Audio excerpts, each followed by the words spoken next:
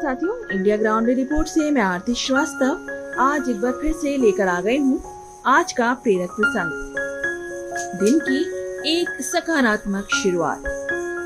और आज के हमारे प्रेरक प्रसंग का शीर्षक है संघर्ष का महत्व।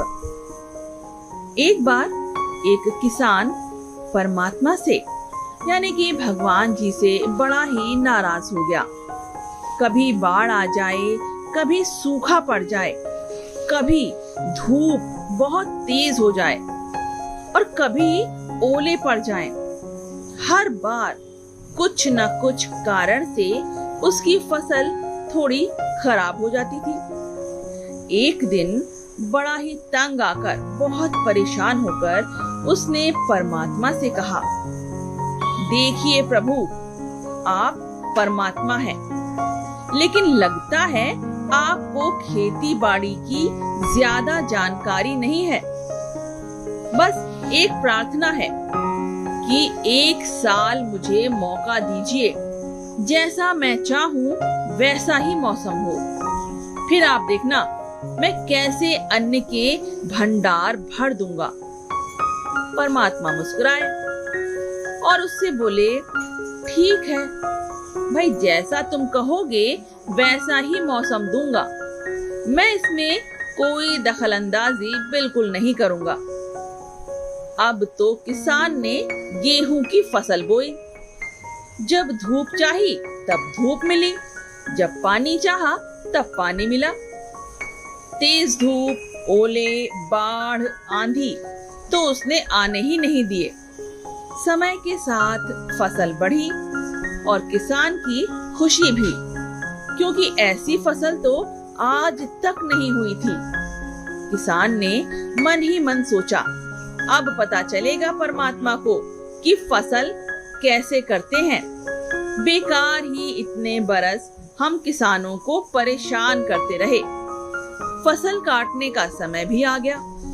किसान बड़े ही गर्व से फसल काटने गया, लेकिन जैसे ही फसल काटने लगा, एकदम से छाती पर हाथ रखकर बैठ गया। गेहूं की एक भी बाली के अंदर गेहूं नहीं था। सारी बालियां अंदर से खाली थीं। अब तो बड़ा ही दुखी होकर उसने परमात्मा से कहा, प्रभु ये क्या हुआ?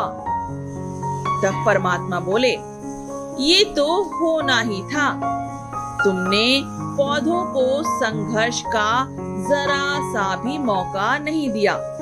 ना तो तेज धूप में उनको तपने दिया, ना आंधी ओलों से जूझने दिया। उनको किसी प्रकार की चुनौती का एहसास जरा भी नहीं होने दिया। इसीलिए सब पौधे खोखले रह गए। जब आंधी आती है, तेज बारिश होती है, ओले गिरते हैं, तब पौधा अपने बल से ही खड़ा रहता है। वो अपने अस्तित्व को बचाने का संघर्ष करता है और इस संघर्ष से जो बल पैदा होता है वो ही उसे शक्ति देता है, ऊर्जा देता है, उसकी जीवटता को उभारता है।